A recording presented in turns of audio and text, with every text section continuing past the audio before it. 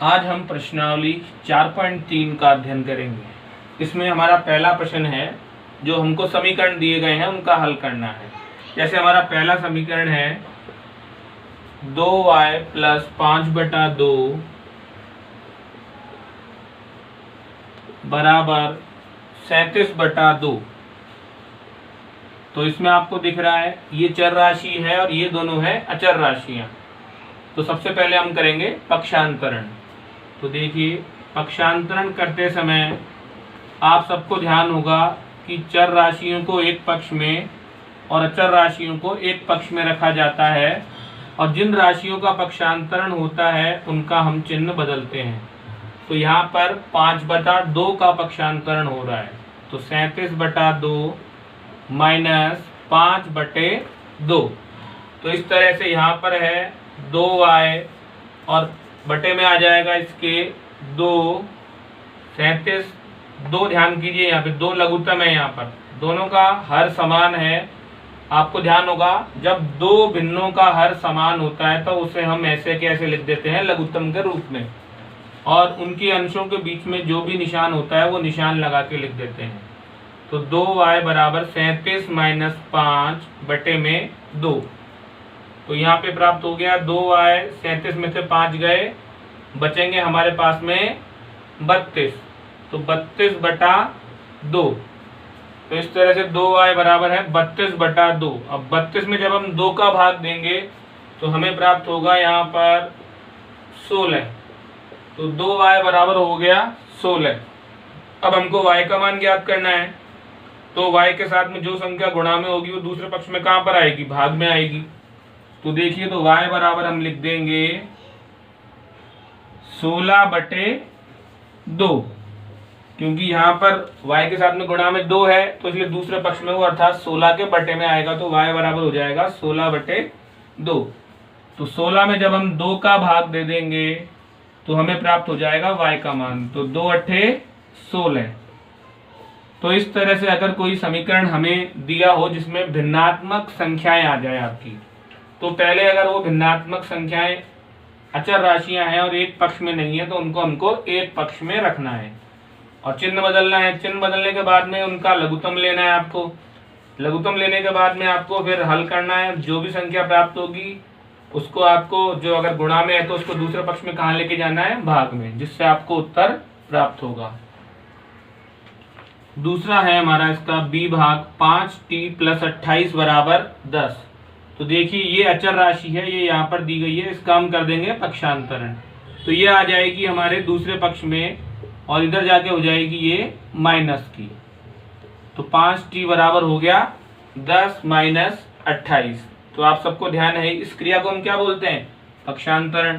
तो यहाँ आप लिख सकते हैं पक्षांतरण शॉर्ट में, और ब्रैकेट लगा सकते हैं पक्षांतरण करने पर। अब 5t तो ऐसे कैसे रहेगा, और 10 में से 28 घटाएंगे तो बचेगा -18, क्योंकि बड़ी संख्या माइनस की है। अब t का मान ज्ञात करना है और t के साथ में गुणा में है 5, तो दूसरे पक्ष में आ जाएगा 5 में, तो उत्तर हो गया -18/5। तो इस तरह से आप सबको ध्यान होगा, पिछले सेशन में हमने बताया था कि समीकरण के प्रारंभ में क्या लगाना चाहिए, या, और जो अंतिम लाइन होती है उसमें उत्तर में जो भी हमको चर का मान आएगा उससे पहले लगाइए आप इसलिए का निशान। तीसरा प्रश्न है हमारा इसका a/5 + 3 बराबर में है यहाँ पर 2। तो देखिए, यहाँ पर भी ये अचर राशि है, इसको हम इधर ले जाएंगे दाएं पक्ष में। तो क्या करना है, पक्षांतरण। तो a/5 बराबर हो जाएगा 2 - 3। अब देखिए, यहाँ पर आपको निशान लगाना है, या a/5 ऐसे कैसे रहेगा, 2 - 3, अर्थात 2 में से 3 घटाएंगे तो बचेगा हमें -1। अब देखिए, इधर बटे में 5 है और इधर बटे में कुछ नहीं है।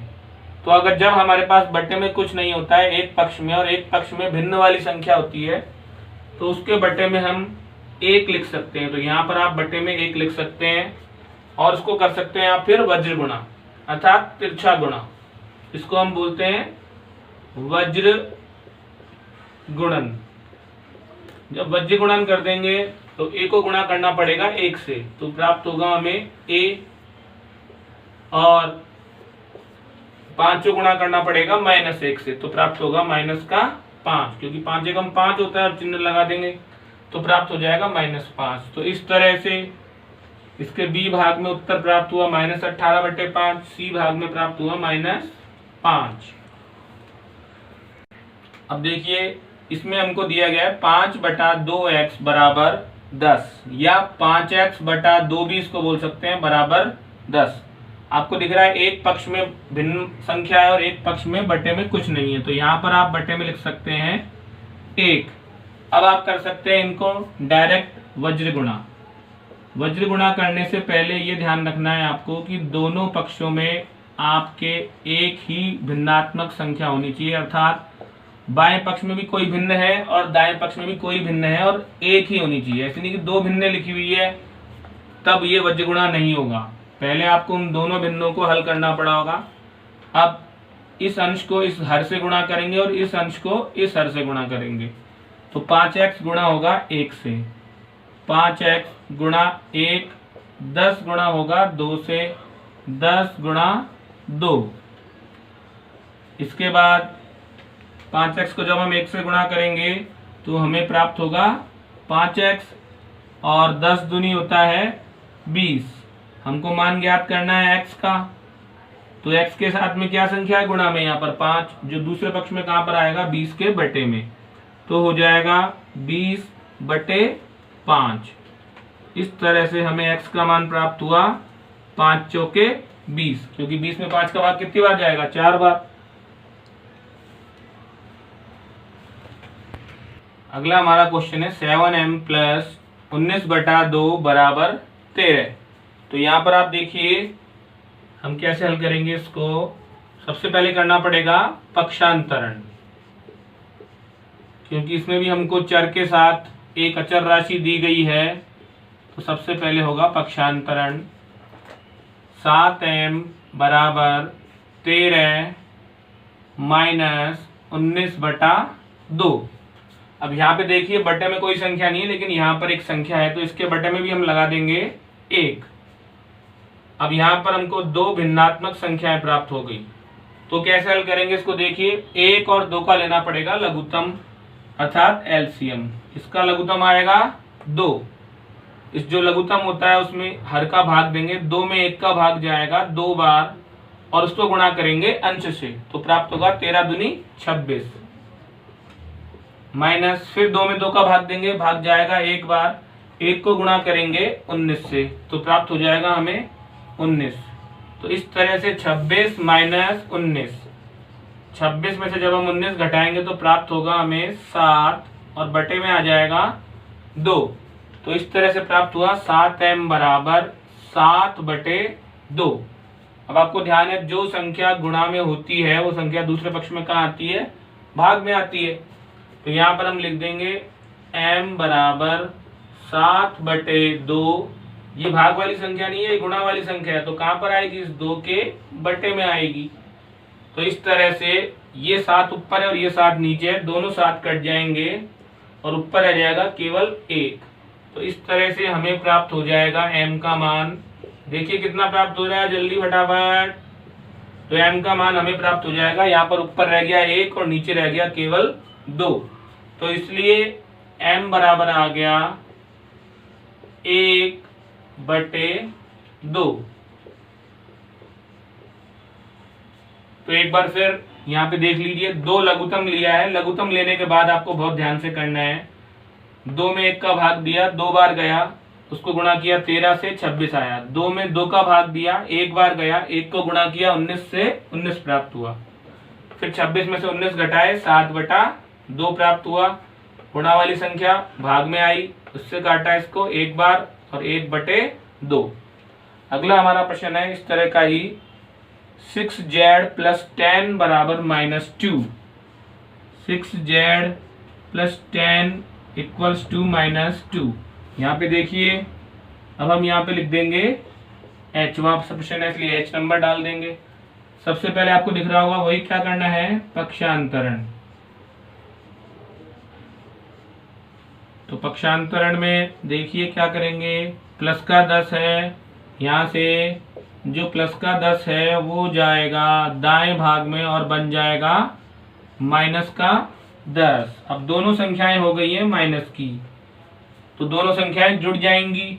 तो यहाँ पर हो जाएगा 6z माइनस 12, 6z बराबर माइनस के 12। अब z के साथ में गुणा में 6 है तो वो दूसरे पक्ष में जाएगा, तो कहाँ पर आएगा, 12 के भाग में आएगा, अर्थात बटे में आएगा। भाग दे देंगे 12 में 6 का, तो भाग जाने वाला है भाग 2 बार, साथ में क्या लगा हुआ है, माइनस। तो z का मान कितना प्राप्त हो गया, माइनस का 2। अब जो दूसरा प्रश्न है वो है हमारा कोष्ठक वाला। तो देखिए इसमें हम किस तरह से हल करेंगे। पहले आपको कोष्ठक के बाहर जो भी संख्या दी गई है उसको कोष्ठक के अंदर वाली सभी संख्याओं से गुणा करेंगे। तो 2 को गुणा करेंगे x से 2x, 2 को गुणा करेंगे 4 से 8 बराबर में 12। अब कर देंगे पक्षांतरण, क्योंकि चर के साथ में अचर राशि है, तो प्लस का 8 12 के पास जाएगा तो किसका हो जाएगा, माइनस का। 12 में से 8 घटाएंगे कितना प्राप्त होगा, 4 प्राप्त होगा। अब हमको मान ज्ञात करना है x का, तो इसलिए x बराबर हो जाएगा 4/2। 4 में हम 2 का भाग देंगे तो प्राप्त होगा हमें 2। तो इस तरह से हमको x का मान प्राप्त हो गया यहाँ पर 2। अगला जो हमारा प्रश्न है वो देखिए भाग b, इसका है 3n माइनस बराबर 21। b है 3n माइनस 5 बराबर में 21। यहाँ पर आपको 21 है दूसरे पक्ष में दिया हुआ, तो पहले गुणा करेंगे 3 को n से और फिर करेंगे 5 से। तो देखिए 3 को हमने गुणा किया n से तो प्राप्त हुआ 3n, 3 को गुणा किया 5 से तो प्राप्त हुआ 3 पंजे 15 बराबर में 21। अब अगले स्टेप में हम क्या करने वाले हैं, आपको ध्यान देना सबको, पक्षांतरण। पक्षांतरण किसका होगा, -15 का। -15 दूसरे पक्ष में जाएगा तो किसका हो जाएगा, प्लस का हो जाएगा। तो यहाँ लिख देंगे हम 3n बराबर 21 प्लस 15। तो 3n बराबर हो जाएगा 21 और 15 होता है 36। तो इस तरह से हमको प्राप्त हो गया 3n बराबर 36। अब n का मान ज्ञात करना है, तो n बराबर लिख देंगे 36 और बटे में आ जाएगा इसके 3। तो 36 में हम देंगे 3 का भाग, तो जाएगा 3 एकम 3 और 3 दूनी 6। तो प्राप्त हुआ हमारे को उत्तर यहाँ पर 12। तो इस तरह से आपको कोष्ठक वाले प्रश्नों में ये ध्यान रखना है कि पहले कोष्ठक को आप खोल सकते हैं और उसके बाद पुराना नियम पक्षांतरण करते हुए आप उसको हल कर सकते हैं। जहां पर आप पक्षांतरण कर रहे हैं, जैसे यहाँ पर आपने पक्षांतरण किया, तो आप लिख भी सकते हैं पक्षांतरण कोष्ठक में, जिससे आपको ध्यान रहे कि पक्षांतरण करते समय संख्याओं के चिन्ह हमने परिवर्तित किए हैं। अब हमारा इसका सी भाग है 3n माइनस 5 बराबर 21। यहाँ पर तो था हमारे 3n माइनस 5 बराबर 21 और अगले में है हमारे 3n माइनस 5 बराबर -21। तो देखिए चिन्ह के फर्क से हमारा उत्तर भी बदलता है कि नहीं बदलता, हम ये जांच कर लेते हैं। इसमें सबसे पहले कोष्ठक को खोलना है, तो 3 को n से गुणा करेंगे 3n, 3 को 5 से गुणा करेंगे और माइनस है तो 3 पंजे 15, फिर -21 ऐसे के ऐसे। अब हो जाएगा यहाँ पर पक्षांतरण, -15 का पक्षांतरण करेंगे उधर जाके होएगा प्लस का। तो 3n बराबर -21 प्लस 15। यहाँ पर आप लिख सकते हैं कोष्ठक में पक्षांतरण। अब माइनस का 21 है और ये 15 हो गया, यहाँ पर देखिए प्लस का, तो क्या प्राप्त होता है हमें माइनस के 21 में से प्लस का 15 जब हम जोड़ेंगे तो हमें प्राप्त होगा 6, वो भी किसका, माइनस का। तो n बराबर हो जाएगा -6/3। तो इसलिए n का मान कैसे प्राप्त होगा, 6 में जब हम 3 का भाग देंगे, 6 में 3 का भाग दिया हमने 2 बार, तो भाग गया 2 और साथ में आएगा माइनस, तो n बराबर हो गया -2। अब देखिए आपको इसके उत्तर की जांच भी दिखा देते हैं ताकि जो भूल गए उनको ध्यान आ जाए कि उत्तर की जांच कैसे करनी है। n का मान आया है -2, यहाँ पर हम करेंगे n का मान जो आया समीकरण में रखेंगे। मान समीकरण में रखने पर तो देखिए 3 n की जगह रख देंगे -2, -5 पहले से ही है यहाँ पर, और दाएं पक्ष में -21। 3 गुणा -2 और -5 होगा -7, -21 यहाँ पे रहेगा पहले से ही। 7 को गुणा करेंगे 3 से, 7 किया 21, माइनस का बराबर में -21। तो इस तरह से जो हमने जांच करी, हमने n का मान समीकरण में रख दिया तो हमारा बायां पक्ष दाएं पक्ष के बराबर प्राप्त हुआ, अर्थात जो हमारा उत्तर है बिल्कुल वो आपको सही प्राप्त हुआ है।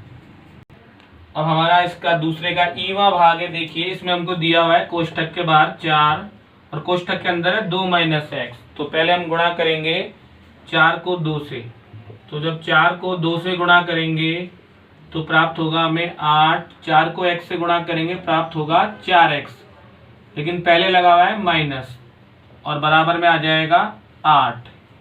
अब देखिए यहाँ पर -4x बराबर 8, ये 8 उधर जाके हो जाएगा माइनस का, ध्यान से देखिए, तो 8 - 8, तो हमें प्राप्त हुआ -4x बराबर 8 में से 8 गए 0। अब हमको मान ज्ञात करना है x का, तो x के साथ में जो भी संख्या गुणा में होती है वो दूसरे पक्ष में कहाँ आती है, भाग में, तो 0 भाग हो जाएगा -4। तो जब हम 0 में किसी भी संख्या का भाग देते हैं तो हमें प्राप्त होता है हमेशा 0। ध्यान, 0 में किसी भी संख्या का भाग देने पर हमेशा क्या प्राप्त होता है, 0। तो इस तरह से इस सवाल का उत्तर प्राप्त हो गया हमें 0 अर्थात 0।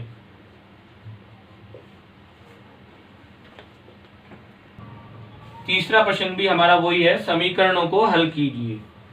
तो जिनको अब तक पहला और दूसरा अच्छी तरह समझ में आ गए हैं वो तो देखते ही इस सवाल को हल करने की कोशिश कर सकते हैं। 4 बराबर 5 को गुणा करेंगे p से 5p, 5 को गुणा करेंगे 2 से 10 और बीच में निशान है माइनस का, तो 4 बराबर 5p - 10। इस तरह से हमें प्राप्त हुआ। अब आप सबको ध्यान है कि हम पक्षांतरण करते हैं तो चर राशि एक तरफ होनी चाहिए और अचर राशि एक तरफ होनी चाहिए। बाएं पक्ष में हम साधारणतः चर राशियों को रखते हैं। तो देखिए अब बाएं पक्ष में हम लेके आएंगे 5p को, तो पक्षांतरण होके जब 5p इधर आएगा तो हो जाएगा वो माइनस का, तो -5p बराबर, और ये 4 जाएगा इधर तो प्लस का 4 इधर जाके हो जाएगा माइनस का, तो इस तरह से प्राप्त होगा -10 पहले से ही है -4, -5p 10 और 4 हो जाएंगे -14। तो p का मान रखना है अब हमको, तो p बराबर गुणा में देखिए क्या है, p के साथ में -5, तो वो आएगा बटे में, तो हो जाएगा -14 बटे -5, माइनस से माइनस कट गया। तो इस तरह से आपको उत्तर प्राप्त हो गया p बराबर 14 बटे 5, और यही हमारा अभीष्ट उत्तर है। अब देखिए इस तीसरे का ही हम एक और सवाल देखते हैं। इसका भाग देखते हैं अब हम C। थोड़ा कठिन है, ध्यान से देखिएगा इसको। इसमें हमको दिया हुआ है 16 बराबर 4 प्लस 3 गुणा कोष्ठक में है t प्लस 2।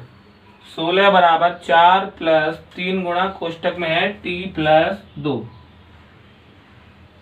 तो इसको हल करते समय आपको ध्यान रखना है कहीं जल्दबाजी में आप 4 और 3 को जोड़ नहीं करना है। आपको बता दिया है पहले आपको कोष्ठक को हल करना है, अर्थात कोष्ठक को खोलकर संख्याओं को गुणा कर लेना है, क्योंकि अगर आपने इसको जोड़ दिया तो फिर आपका सवाल शुरू से ही गलत होएगा।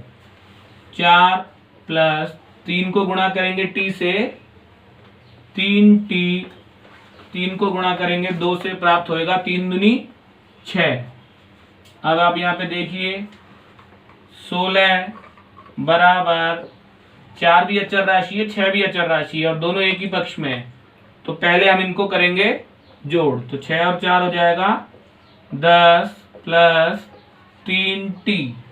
अब कर देंगे हम यहाँ पर पक्षांतरण, अर्थात चर राशियों को एक तरफ, अचर राशियों को एक तरफ, क्योंकि अभी अचर राशि हमारे चर राशि के साथ में दी गई है, आपको दिख रहा होगा।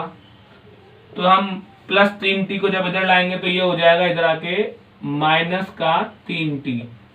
10 पहले से ही बाएं पक्ष में है, वो ऐसे कैसे रहेगा, उसका चिन्ह परिवर्तित नहीं करना है।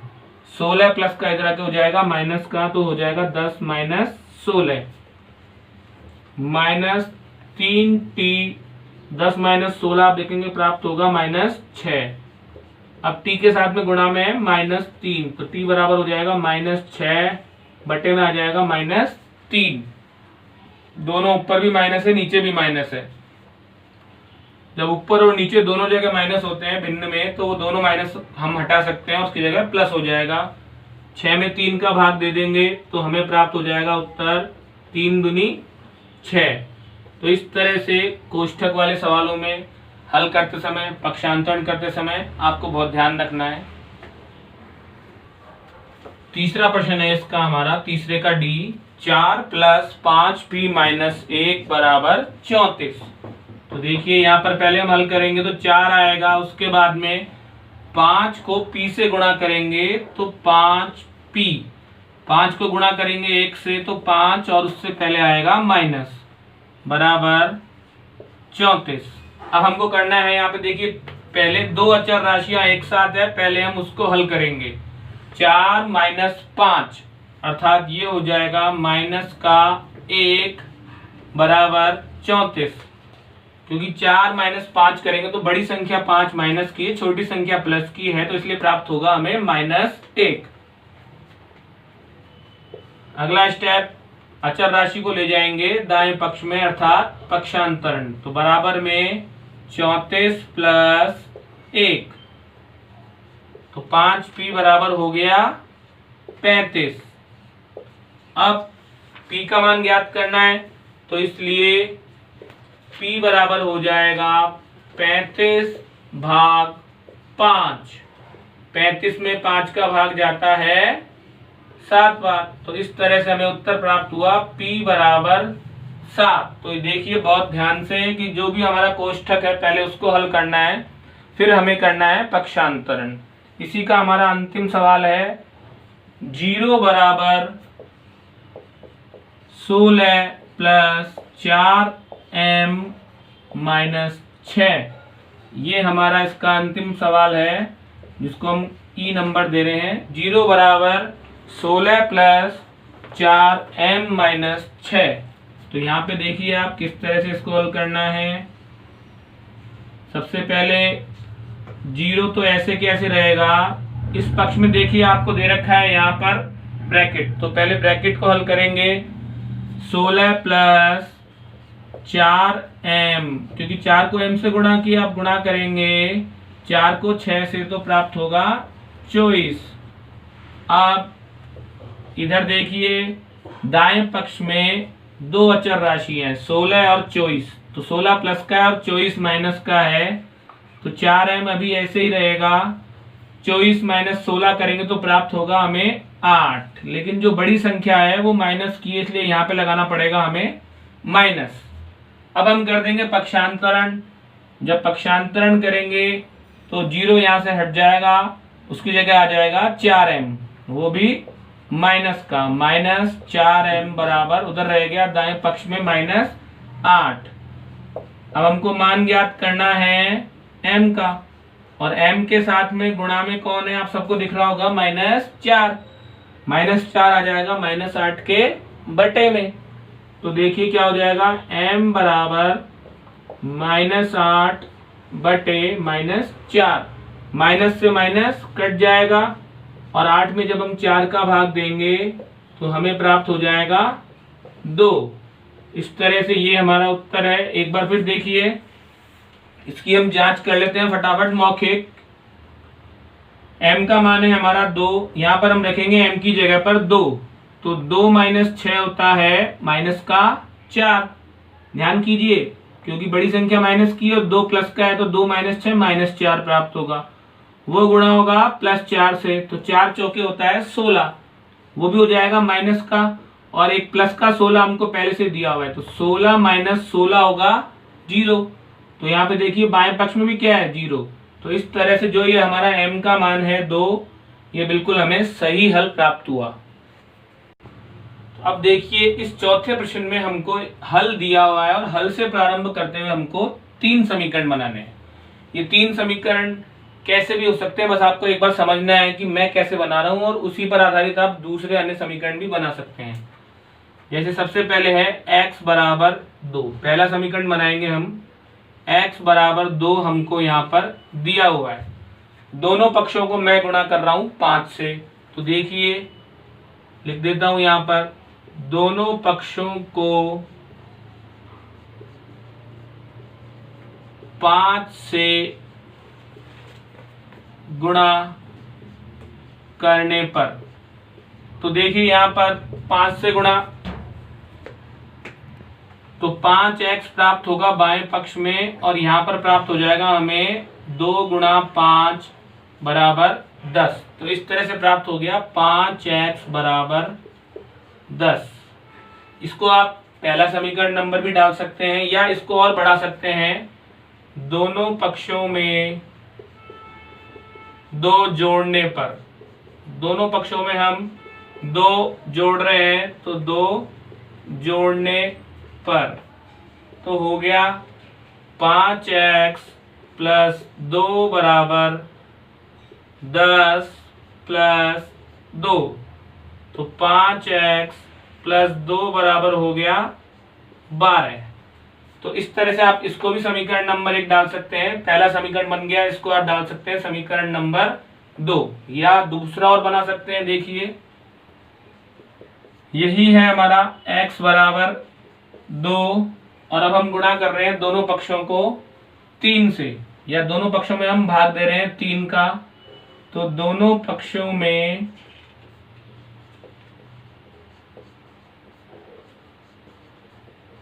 3 का भाग देने पर, तो देखिए हमें क्या प्राप्त होगा, x बटा 3 बराबर 2 बटा 3। ये हो गया हमारा दूसरा समीकरण। तो पहला समीकरण हमारा बना 5x प्लस 2 बराबर 12, दूसरा बन गया x बटा 3 बराबर 2 बटा 3। इस तरह से ही तीसरा समीकरण आप बना सकते हैं इसका, कि जो हमारा मुख्य है वो है हल x बराबर 2। अब आपने क्या किया, इस पक्ष में आपने गुणा किया है 3 से, तो दोनों पक्षों को 3 से गुणा करने पर, तो देखिए जब इसको गुणा करेंगे तो प्राप्त होगा हमें 3x, और दाएं पक्ष में प्राप्त होगा 3 दूनी, इधर तो प्राप्त हो गया 3x और इधर प्राप्त हो गया 3 दूनी 6। अब चाहे तो आप इसको समीकरण नंबर तीसरा बन सकता है, ये भी ठीक है, तो यहाँ पर आप डाल लेंगे अगर समीकरण नंबर 3, तो ये भी माना जाएगा। नहीं तो आप इसमें और कर सकते हैं, दोनों पक्षों में से आप क्या कीजिए, 7 को घटा दीजिए, तो 3x माइनस 7 बराबर 6 माइनस 7, तो 3x माइनस 7 बराबर हो गया माइनस 1। तो एक तरह से ये भी हो गया आपका समीकरण नंबर तीसरा। तो इस तरह से x बराबर 2 से प्रारंभ करते हुए हमने ये 3 समीकरण बनाए हैं, अर्थात उत्तर से हमने प्रश्न प्राप्त कर लिया, समीकरण प्राप्त कर लिया। तो हमारा आज का सेशन यही समाप्त होता है। नए सेशन में हम कुछ कठिन समीकरणों के साथ फिर मिलेंगे।